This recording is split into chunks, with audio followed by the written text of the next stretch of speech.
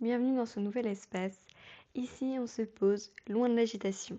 J'avais envie de créer ces confidences pour vous parler à cœur ouvert. Allez, prenez une tisane et c'est parti.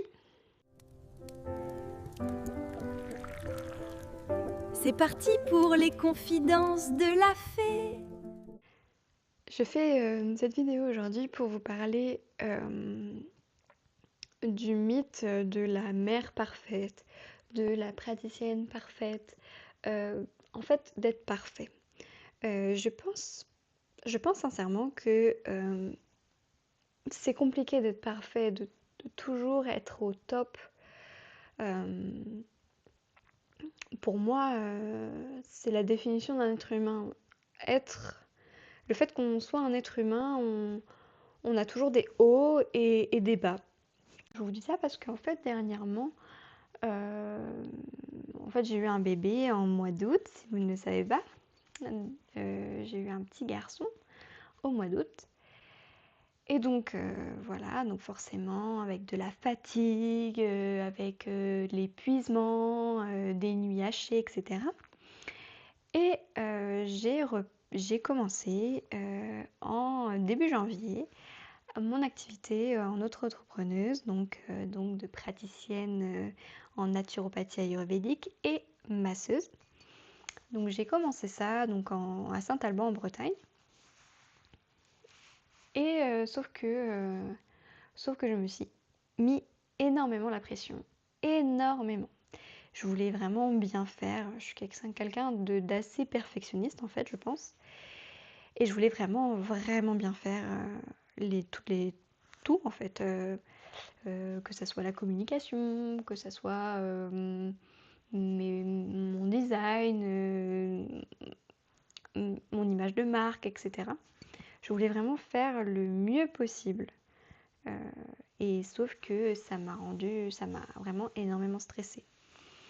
Donc j'ai été vraiment énormément stressée les derniers mois, donc décembre, janvier, début février.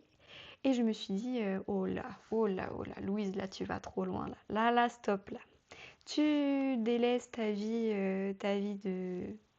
familiale, ton bébé, quand tu es avec lui, tu penses à faire d'autres choses pour ton travail, etc. T'es pas 100% avec lui, t'es pas 100% avec ton chéri. Euh, tu mets ta pratique de côté. Très clairement, l'automassage, l'ayurveda, le yoga, le karaté, j'ai mis tout ça de côté énormément. Je m'entraînais beaucoup moins. Voilà. Donc je me suis dit, oula, tu vas trop loin là, et reviens. Et en fait, je sentais que que je descendais la pente. Et je me suis dit, ouh, mais je me dis non, faut arrêter, faut que t'arrêtes. C'est vrai que en Ayurveda, quand on a vraiment l'impression de porter vraiment le monde sur ses épaules, euh, que, euh, que notre énergie va à 100 à l'heure, qu'on pense à 1000 trucs à la fois, qu'on a vraiment le mental qui s'emballe, c'est vraiment notre énergie du mouvement, donc l'énergie de Vata. Donc si vous ne connaissez pas trop l'Ayurveda, Vata c'est vraiment cette énergie du mouvement, cette énergie du vent. Je ferai une vidéo si vous voulez sur Vata pour vous expliquer un petit peu, si ça vous plaît. Et donc en fait ce Vata va se déséquilibrer. Et du coup, voilà, je sentais que là, je descendais. Et en fait, c'est juste que je me suis pris un peu la main dans le sac. Je me suis dit, oula, je te vois venir. Et du coup, je me suis dit, bon, stop. En fait, la chose à faire, je pense, c'est que quand on descend, quand on a trop de choses, quand il y a oui, on a trop de choses dans la tête, on fait trop de choses. Le mieux, c'est pas de rajouter des choses, c'est pas de rajouter. C'est pas se dire, par exemple, je sais pas, mon mental va à 100 à l'heure, je vais prendre une tisane de plantes pour me calmer. On rajoute quelque chose. Non, le mieux, je pense que c'est de supprimer la cause par exemple, de notre stress. Si on est stressé, là en l'occurrence c'était du stress que j'avais énormément, que j'avais accumulé avec toutes ces choses que je devais faire. Si on a du stress, on ne va pas rajouter quelque chose pour en soi-disant nous déstresser. On va enlever la chose qui nous stresse. En fait, j'ai juste enlevé, me dit bon, tu fais que le matin. Maintenant c'est le matin, je me concentre sur un petit peu mon entreprise. Et après, le reste du temps, c'est moi, c'est des fois j'ai des petits trucs à faire pour mon chéri, mais je fais beaucoup plus cool, beaucoup plus voilà, tranquille, je fais vraiment comme bon me semble, et je prends plus de plaisir à être avec mon bébé parce que j'ai pas son truc à penser. Donc voilà. Moi, je vous invite à, dès que vous sentez que vous êtes pas en accord avec vous-même, que vous sentez que vous avez du stress qui arrive, si vous sentez qu'il y a quelque chose qui ne va pas, faites confiance à vos intuitions des fois. Tout simplement, arrêtez la cause de votre problème, premièrement, parce que c'est la meilleure chose à faire. La meilleure chose. Par exemple, là j'étais en formation avec Rita Ostrebeck, qui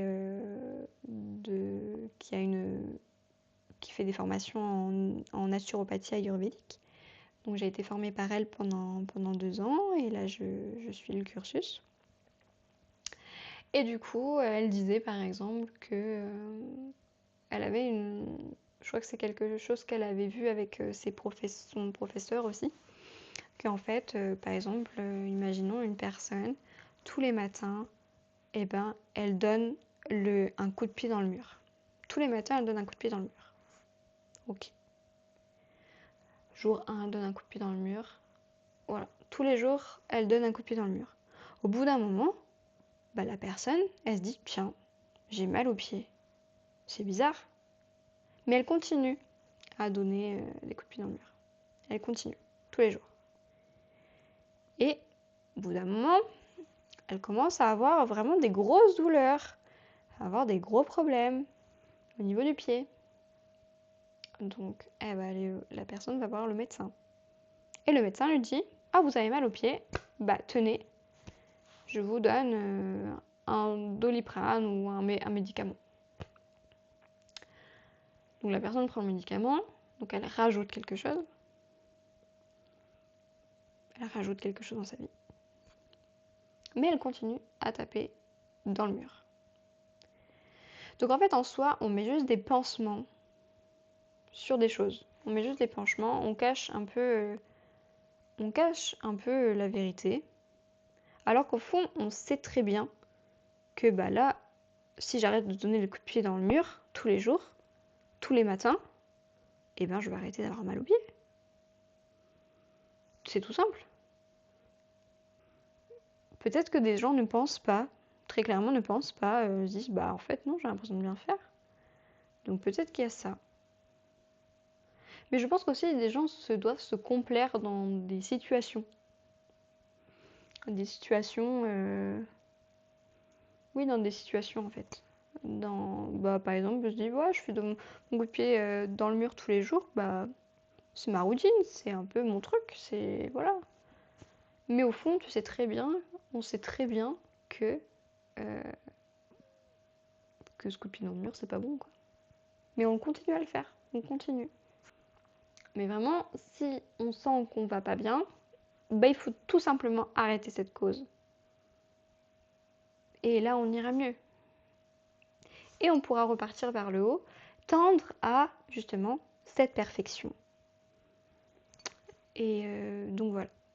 C'est vrai que le mieux, c'est de tendre à cette perfection.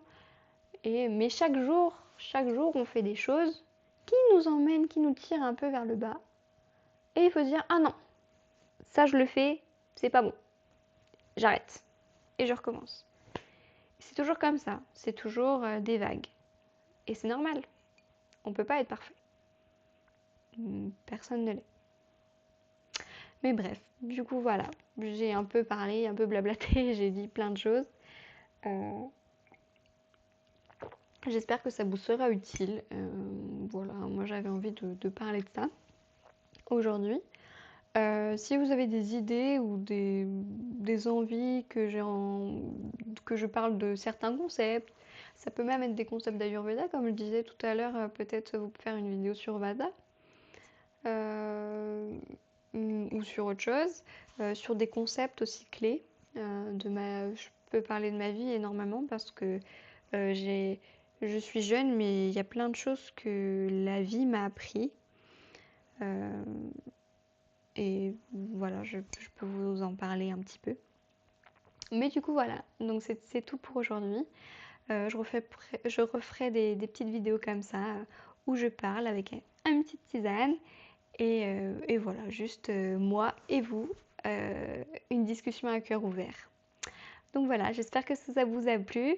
N'hésitez pas à aimer et à partager cette vidéo pour me soutenir. Et sinon, on se retrouve pour la prochaine vidéo. Bye!